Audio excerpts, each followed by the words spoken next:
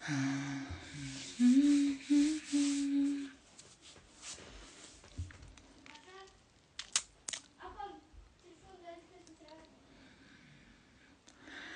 оповещаем дедім.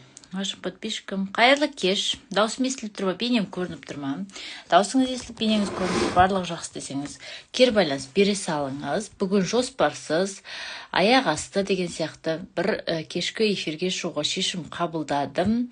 Жұмыстарымның барлығы ыңғайланып, тез болып кеткеннен кейін сіздерге тегін разбор жасауға, сіздердің сұрақтарыңызға жауап беруге келіп жатырмын. Сәлеметсіз бе, Нұрлан мырза, қалыңыз қалай, күйіңіз қалай, қандай энергиядасыз, қандай күйдесіз, қандай сұрақтарыңыз бар, осы жерге қоя отырыңыз. Және естіліп тұр ма, даусым естілмей тұр ма, кері байланыс бере отырыңыз. Бүгінгі эфирде сіз өзіңізге пайдалы бір ақпарат алады деген ниеттемін, себебі мендегі ниет сіздерге пайдалы болу. Так, сұрақтарыңыз болса қоя отырыңыз. Кәсіпті бастадыңыз ба? Бастаған кәсібіңіз қалай дөңгелеп жатыр? Қандай кедергілер болып жатыр? Қандай күйде жүрсіз? Қандай энергияда жүрсіз? Мышленияңызда қандай өзгерістер болып жатыр деген сияқты күшті естіліп тұр дейді. Алла разы болсын. Қол саусақтарыңызбен, құтты саусақтарыңызбен кері байланыс беріп жатқаныңызға сол себептен көптен көп рахмет.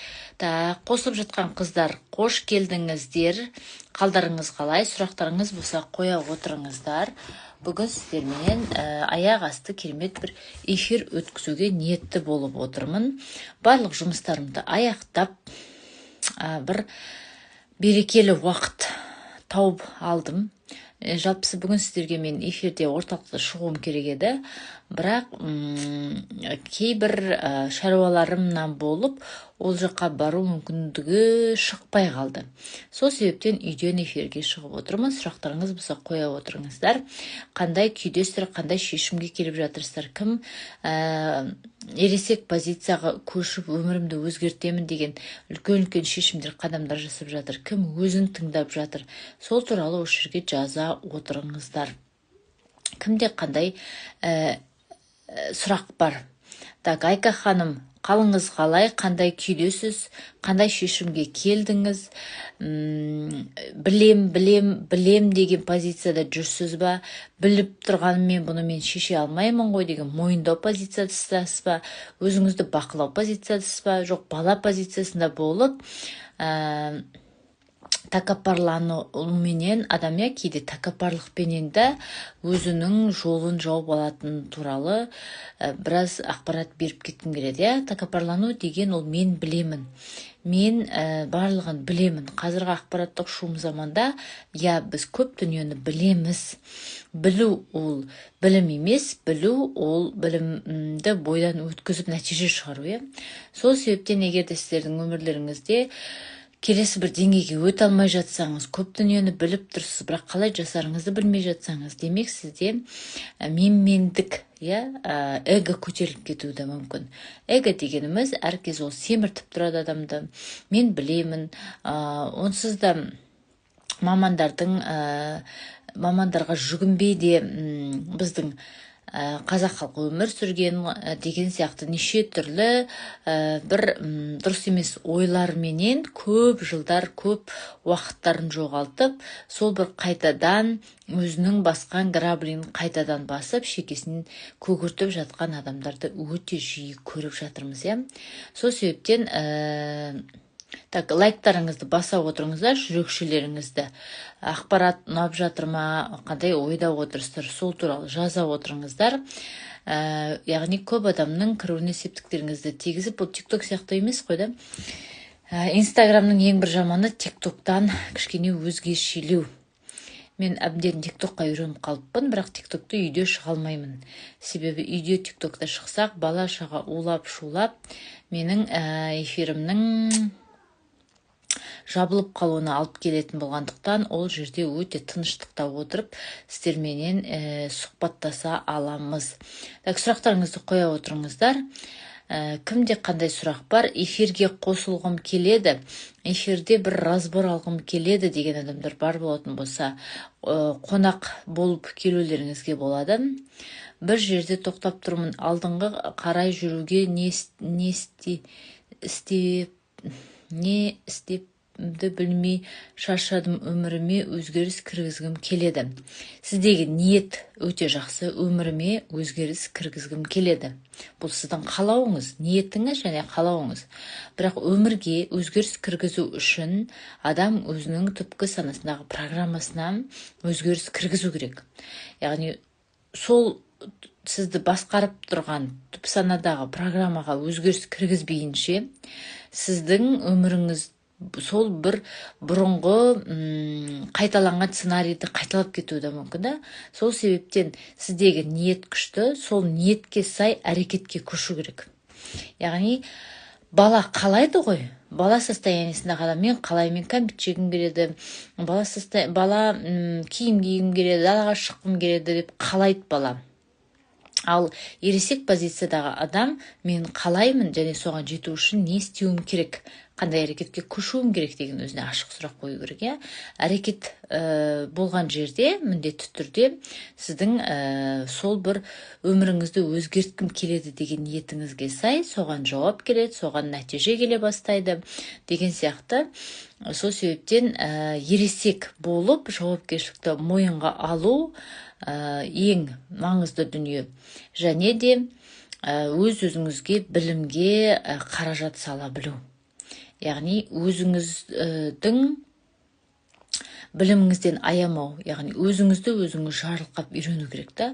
Бірінші өзіңіз, одан кейін барып, өзіңізді жарылқағаннан кейін өзгеге нұрыңызды шаша алатын адамдардың қатарында боласыздар.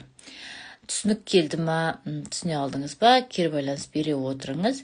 Бүгін мендегі бір разборда болған қыз туралы сіздерге кішкене ақпарат бере кеткім келеді. Жалпысы қандай адамдар келіп жатыр, қандай запростары бар деген қызығушылықтарыңызды танытып отырсаңыздар. Бүгін маған разборға келген қыз оң жақ қолында барлық тырнақтары түсіп қалған, аллергия шыққан, қайда барса да ешбір жерде оның қолына дәрігерлер көмектесе алмаған, программаны қалай өзгертті? Мысалы, бұрын еркектер жаман болса, қазір еркектер жақсы деп программаны ауыстыруға бола ма? Яғни сіз логикаменен бұрынғы еркектер жаман деп ойлаппын, енді жақсы деп логикаменен трансформациялауыңызға болады. Бірақ сіз сол кездегі сіздің денеңізге, түп сана деген дене ғой, денеге жазылып кеткен, умозаключение жасалынып кеткен состоянияны проживать етіп шығармайынша, ауызша трансформациялау ол өз-өзіңізді алдау болып табылады да. Яғни өзіңіз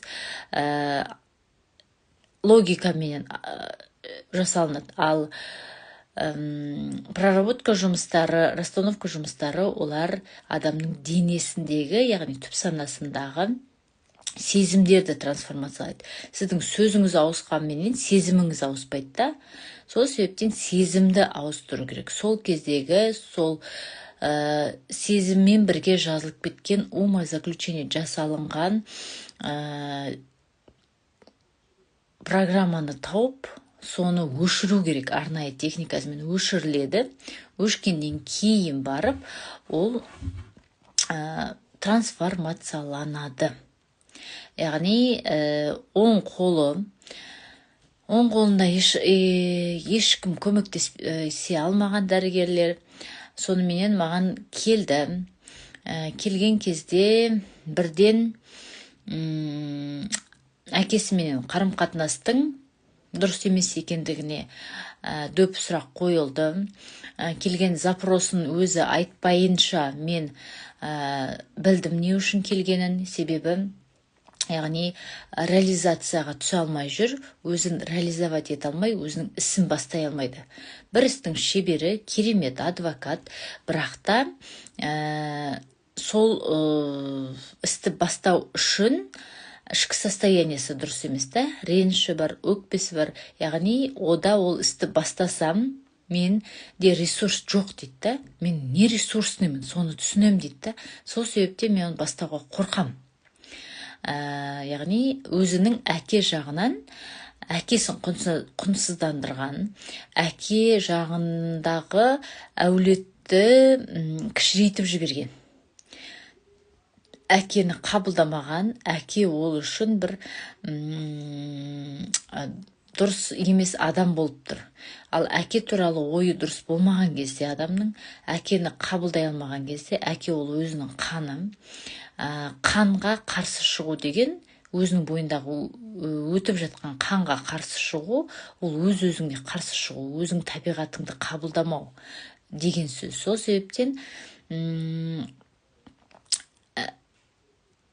іс бастау үшін адам міндетті түрде өзінің ата-бабасынан, әке жағынан келіп жатқан энергия бойында болу керек, оң жақтан жүріп тұрып, және ана жағынан келіп жатқан, нағашы жағынан келетін энергия сол жағынан жүріп тұру керек та.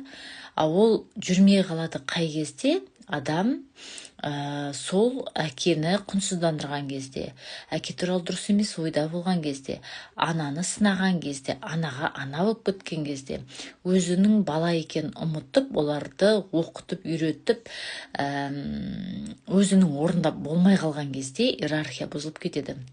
Сіз айтып едіңіз ғой, расстановка жасау керек деп. Вроде расстановка бойынша бәрі дұрыс сияқты, менде сол бірінші тұрмыстағы сценарийді босата алмай жүрген сияқтымын. Мен сізге өткенде айттым ғой, келіп босануға келіңіз. Сіздің бойыңыздағы босанып шығарып тастайтын программа бар, соны босатып тастаңыз дедім, я? Босану, босаңсу, ол босану, ол бойдағы дұрыс емес сезімді туып тастау деген сөз. Шығарып тастау. Түсінесіз бе? Яғни ай күніңіз толды сіздің, сыртқа ол сезімдерді шығару керек болып тұр, бірақ сіз әлі сол келем ба, келмейм ба, босанам ба, босанбайым ба деп жүрсіз, я? Сол себептен келіңіз да, акушер гинекологқа келдім деп келіп, сол бойыңыздағы дұрыс емес программаны босанып кетіңіз, болды. Сол кезде сіз босанған адам жаңарады ғой. Сол сияқты сіз жаңа программаменен жаңа тұрмыс құрып, күйеуге шығып, өзіңіздің орныңызда болып, за мужем боласыз. Нағыз әйелдік энергияны қабылдайтын боласыз. Сол себептен келуіңіз шешім сізде, я? Біз сіздің шешіміңізге құрметпен қараймыз. Келмеймін деп шешсеңіз де өзіңізде, босанбайым, осы менің бойымда қала берсін десеңіз де, сіздің шешіміңізде. Сол себептен ешкімнің таңдауына ықпал етпеу керек та. Яғни таңдау сізде, таңдау құқығы сізде. Сол себептен таңдау еркіңізге кірмейміз. Өзіңіз пісіп, толып, толғағыңыз жеткен кезде келесіз деген үміттемін мен.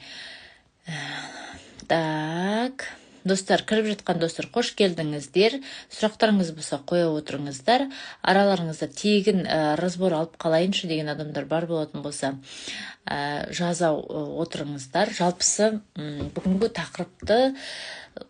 тақырыптан түйін жасап кеткім келіп отыр сіздерге.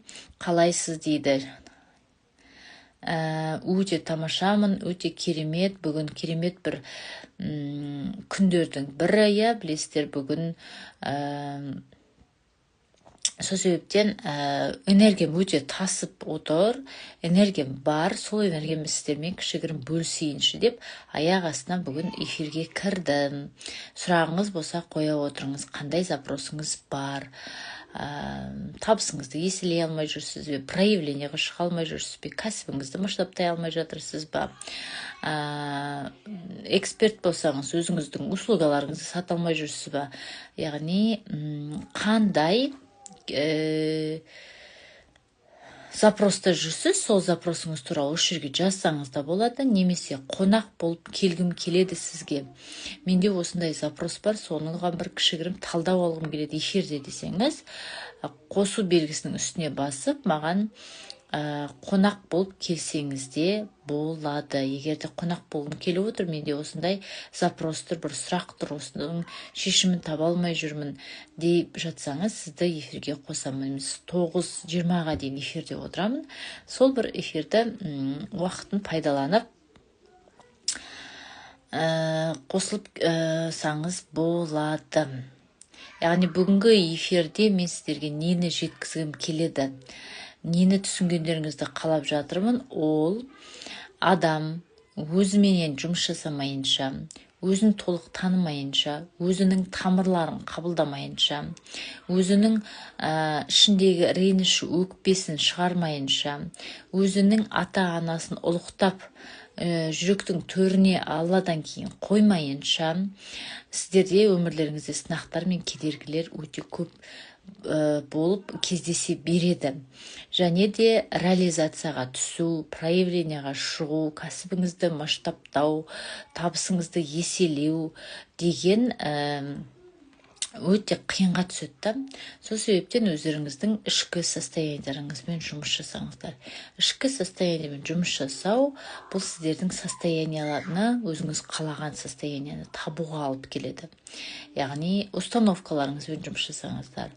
Өздеріңіздің энергияларыңызды, сфераларыңызды тазалаңыздар. Егер де мысалға эксперт болып жүрсеңіздер, өздеріңіздің контент жүргізе алмай жатсаңыздар, потокқа ене алмай жатсаңыздар, ханым екінші рет тұрмысқа шығу үшін тұрмыстағы әйелдің состояниясы кірсе болады ма?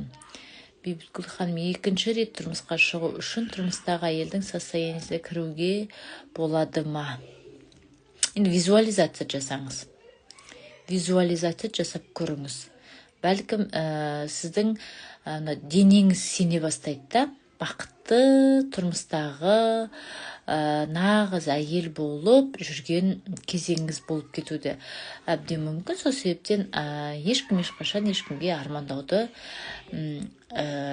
мечтать не вредно дейді орыстар, поэтому мечтать не вредно, помечтайте, сол состояниеға кіріп көріңіз.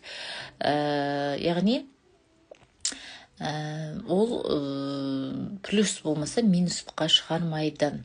Қош келдіңіздер қыздар, сұрақтарыңыз болса қоя отырыңыздар. Запросы бар ханымдар тегін талдауға келем десеңіздер, эфирге қосылып, қонақ болып келіп, өзіңіздің запростарыңызбен жұмыс жасап кетсеңіздер болады. Айналдырған 1-2 адам отыр екенбіз, сол бір мүмкіндікті пайдаланып қалыңыздар. Бүгін мен аяқ астынан сіздерге эфирге шығуға шешім қабылдадым. Біраз жұмыстарымды қордаланып қалған жасап, визуализация жасайым десем, ішімде қысым болады. Әрине сіздің ішіңізде қысым болады. Себебі сіздің денеңізде сізді төменгі толқынға алып кететін, ішіңізді кеңдікте болмауына алып келіп тұрған, ресурс көзін басып тұрған эмоция өте көп сізде. Сол себептен сіз армандай да алмайсыз, визуализация да жасай алмайсыз. Себебі сіздің денеңіз өзіңізге көнбей жатыр да. Логикалық тұрғыда мен жасап көрейінші дейсіз, бірақ сіздің денеңіз көнбей жатыр. Қайырлы кеш. Қалыңыз қалай? Сұрағыңыз болса қоя отырыңыз, қандай запросыңыз бар? Қандай состояниедесіз, қандай энергияда болып жатырсыздар қыздар? Заман өзгеріп жатыр, жаңа дәуір келіп жатыр, жердің вибрациясы көтеріліп жатыр. Төменгі толқынға алып кететін бойларыңыздағы вибрацияларыңызды түсіріп тұрған эмоциялардан тазарыңыздар, бойларыңыздан босатып оны шығарыңыздар. Өздеріңізбенен жұмыс жасап, ішкі состояниелеріңізді реттеңіздер. Заманына сай денелеріңізде сіздерді жоғарғы толқынға алып кетіп тұратын эмоция көп болу керек. Сол кезде сіздер жердің өзінің программасын өзгертті, айдың өзі өзгертіп жатыр. Ай жалпысы жерді программалап тұратын ай ғой. Сол айдың өзі өзгеріске енген кезде, жердің өзі программасын өзгертіп жатқан кезде, сіздер де ескіден ажырап, жаңаға орын беру үшін, адамның өмірінде жаңашылық келу үшін, жаңа табыс келу үшін, жаңа состояние келу үшін, жаңа масштаб болу үшін, жаңа келу үшін ескіні арылу керек та, ескі тұрған жерге ешқашан жаңа келмейді. Егер өздеріңіз қарапайым өмірден бақылайтын болсаңыздар, бір ескі киіміңіз үйде жүре беретін болса, сіз оны неосознанно киіп жүре бересіз да. Ал егер де сіз ескіріп кетті мынау деп қоқысқа тастап жүретін болсаңыз, сіз бір-екі күн тыпырлайсыз, жүгіріп барып өзіңізге новый киім сатып аласыз. Тура сол сияқты ескі программаларыңызды жойып, перезагрузка жасап, бейсаналы бағдарламаларыңызды тауып, трансформациялап, ішкі состояниелеріңізді реттеген кезде сіздердің өмірлеріңізге жаңа шылықтар көбірек келетін болады. Жаңаға орын табылады. Сол себептен бүгінгі кештің сіздерге аффирмация дейік па, бүгінгі кештің сіздердің ой азығы дейік па, ескіден мен ажыраймын, ескінің барлығын артқа қалдырамын, жаңа дүниеге орын босатамын деген сөзді жиірек айтыңыздар. Осы сөзді қайталаудан талмаңыздар, себебі жаңа өмір болу үшін, өміріңізге өзгеріс келу үшін ескі программадан ажырамайынша, ескі ойларды трансформацияламайынша бізде жаңашылдық болмайды. Так, давайте бір адамды араларыңыздағы қонақ етіп шақырғым келеді. Кім эфирге қосылғысы келеді?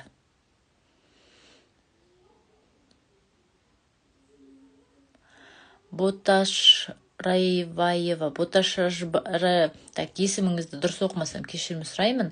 Боташ Разбаева, қонақ болып келгіңіз келмей ме эфирге? Бір талдау жасап жібермедік па? Егер осы талдауға келгім келіп отыр, запросым бар менің, бұйрықша сіздің эфиріңізге қосылып жатырмын. Сіз мені сабақты алғансыз ғой, ханым, мені жалпысы танисыз, білесіз. Сол себептен, егер сіздің миыңызға таныс болып тұрсам, миыңызға қорқыныш болып тұрмасам, демек сіз эфирге қосыла аласыз. Қосылғыңыз келіп отыр ма? Қосу белгісін қойып кетіңіз. Кім қосылғысы келіп отыр эфирға? Қыздар. Бүгінгі менің ниетім бір адамға болса да пайдалы болайыншы деп кірген ниетіме сай, бүгін еще телефонымның зарядкасын қалдырып кетіппін. И зарядный устройствомда үйдегі онша емес екен. И менде бар болғаны 21% ғана болып тұр. Сол себептен 21%да 21-ден 15 кеткенге дейін сіздермен бірге эфирде отырамын. Сол себептен сұрақтарыңыз болса қоя отырыңыздар міндетті түрде. Кім аштапқа шыға алмай жүр, кім өзін проявленияға жасай алмай жүр, кім өзін кінәсіз таңдай алмай жүр, кім өзінің кто хочет реализовать свою душу дейді ғой, яғни өзінің жанының қалауын жасағысы келеді, бірақ неден бастарын білмейді, қалай бастарын білмейді, іші қалтырап тұрады, бірақ миы сайрап тұр, логикалық тұрғыда көп дүниені біледі, бірақ әрекетке көшейін десе, сол бір сенімсіздік, сол бір қорқыныш энергиясын жеңе алмай жатыр. Өзінің контент жүргізгісі келіп жүрген, өзінің TikTok парақшасын жүргізгісі келіп жүрген адамдар бар болатын болса, өзінің қолындағы бар услугасын сата алмай жүрген адамдар бар. Қалай сатам, қалай чегімді көтеремін, қалай проявленияға шығамын, қалай мен потокта болғым келеді, табысымды еселегім келеді, өзімнің бойымдағы бар біліммен бөліскім келеді, халыққа пайдалы болғым келеді, өзімнің білімімді монетизировать еткім келеді деген запростарыңыз бар болатын болса, осы жерге жаза отырыңыздар. Және араларыңызда бір адамға талдау жасағым келіп отыр. Стрим болған кезде, стримда енді адамдар өте көбірек отырады. Біздің енді инстаграмнан мен кішкене отвыкать етіп қалыппын. Бірақ енді болашақта сіздерге жиірек шығып отыруға ниеттімін. Жалпысы бүгінгі эфирде мен сіздерге нені айтқым келді, нені жеткізгім келді, сол туралы кішігірім қорытындылап кетейін. Бүгінгі эфирде мен сіздерге жеткізгім келген дүние ол адамның ішкі күйі өзгермейінше, ішкі состояниесі реттелмейінше, ескі программасы трансформацияланбайынша, жаңа программа орын алмайынша, қарым-қатынаста, табысыңызда, проявлениеңізді, масштабыңызда, контент жүргізуіңізде, баламен қарым-қатынасыңызда, өзіңізбен қарым-қатынасыңызда не болады?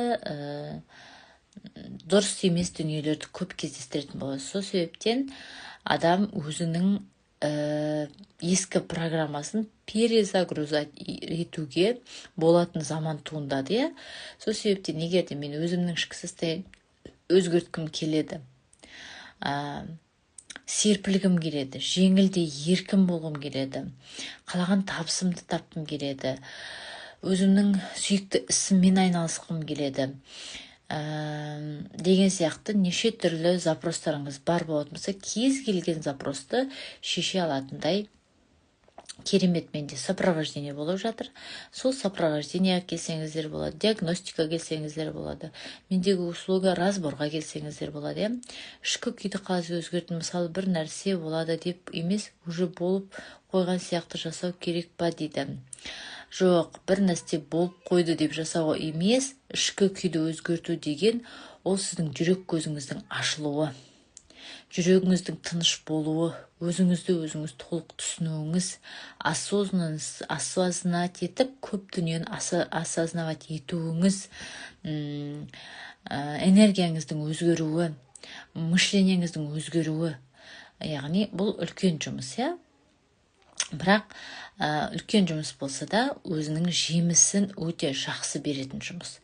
Сол себептен ішкі күйді өзгерту, ол бет-бет, жүзбе-жүз отырып, запросыңызға, сұрақтарыңызға запросыңызбен келіп, сол сіздің запросыңызды шешкен кезде, сіздің ішіңізде бір өзгеріс болады.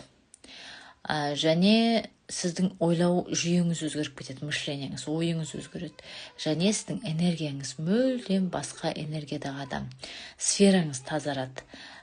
Сізді төменгі толқынға алып кетіп тұрған эмоциялар бар болатын болса, накопительный эмоциялар, ренжу, өкпелеу, кінәлі сезіну, қорқыныш, болашаққа алаңдап жүру, өткен шаққа өкініп жүру, осы жерде, осы сәтте, в моменте бола алмау, тағысын сізді төменгі толқынға алып кетіп тұрған эмоциялардан сіз ажыраған кезде, олар сіздің бойыңызда жоқтың қасында болған кезде, сіз жоғарғы кернеулі адамға айналып кетесіз. Яғни высоковибрационный адам деген болады. Яғни оның кеңістігі тазарып кетеді. Кванттық өріс деген болады адамда. Яғни сіздің сфераңыз тазарады. Адамның ішімен жұмыс жасаған кезде, оның сыртындағы бөлініп тұратын энергия өзгеріп кетеді. Жоғарғы кернеулі, торционный поле деген болады адамда. Яғни сол бір поляңыз өзгеріп, толқындарыңыз, қазақша айтқан кезде, сіз жоғарғы толқында адамға айналған кезде, сіз өміріңізге жоғарғы жақсылықтарды тартып алатындай бір керемет күйге енесіз. Сол себептен ішкі состоянияны өзгерту, бұл жай ғана ойды өзгерте салып, жүре берген кезде адам өзгеріп кете салмайды. Бұл ішіңіздегі болып жатқан барлық балалық шақтан келе жатқан қоғамменен сізді программаланған, қоғамнан келген, мектептен келген, мұғалімдерден келген программаларыңыздың барлығын тауып өзгерту.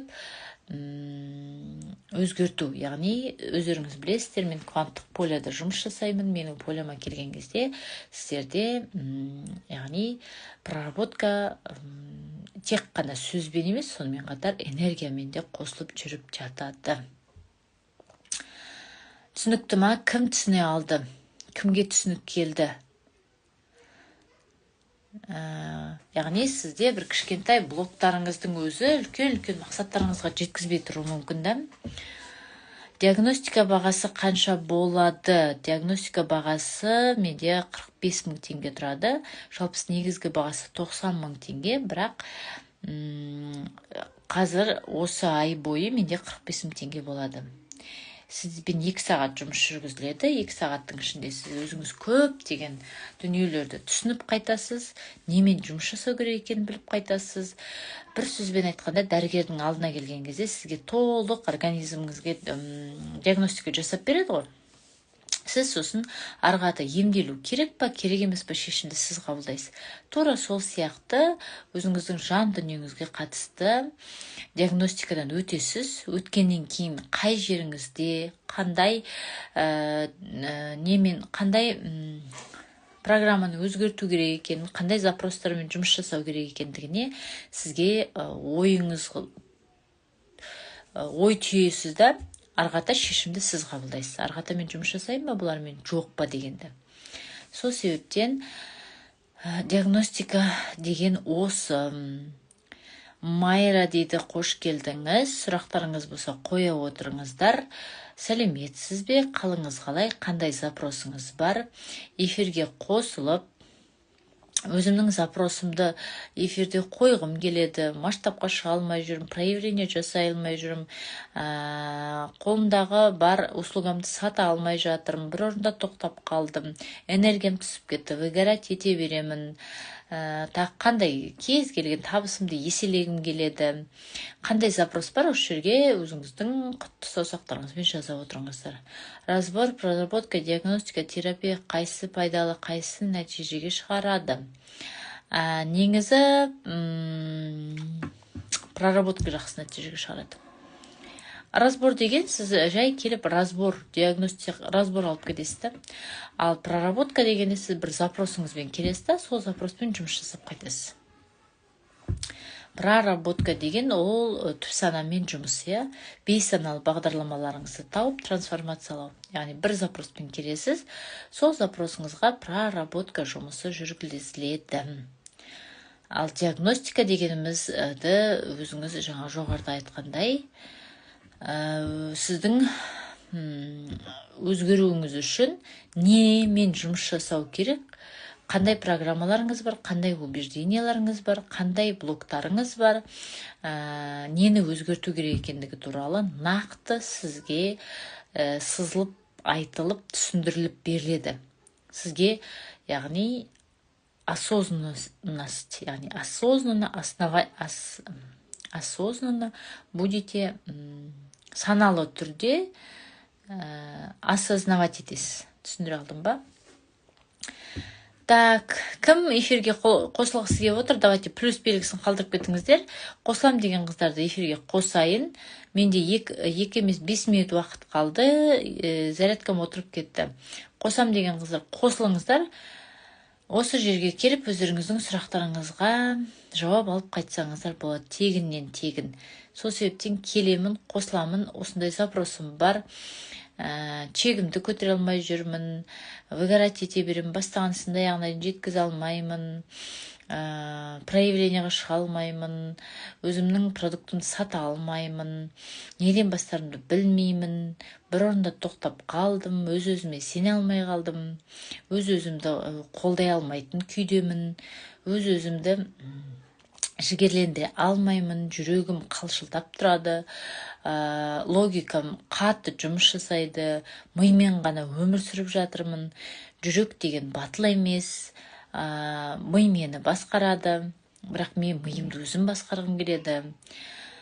Сіздің разборыңызға келгім келеді, диагностикаңызға келгім келеді, сопровождениеңізға келгім келеді, ми тебетін ақпараттарды ала отыра, бейсаналы бағдарламаларымен жұмыс жасап, түпсанамдағы мені серпілтпей тұрған программалардың барлығымен жұмыс жасап, жеңілде еркін, налайте, нарахати өзімнің кәсібімде, өзімнің өмірімде, өзімнің қарым-қатынасымда, денсаулығымда барлығы реттелгенін қалаймын десеңіздер, мендегі осы эфирден кейінгі жазып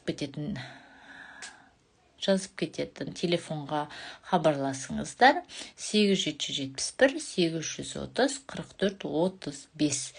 Кештеріңіз берекелі, түндеріңіз тыныш, бойларыңыздағы құттарыңыз бойларыңызға қонған. Құт деген сөз, жалпы энергия деген сөз, бойыңыздағы энергияңызды өзіңізге қайтарып, ресурсыңызды энергия көзін басып тұрған эмоциялардан арыла отыра бойыңызға құт алып келіңіздер. Құтты адам ол энергиясы көп адам. Сол себептен құтты адам болуларыңызға шын жүректен тілектеспін. Жай ғана құтыңызды қашырып тұрған эмоциялар менен блок және убеждениядан арылып перезагрузка жасасаңыз болғаны. Барлықтарыңызға рахмет, кеш берекелі болсын.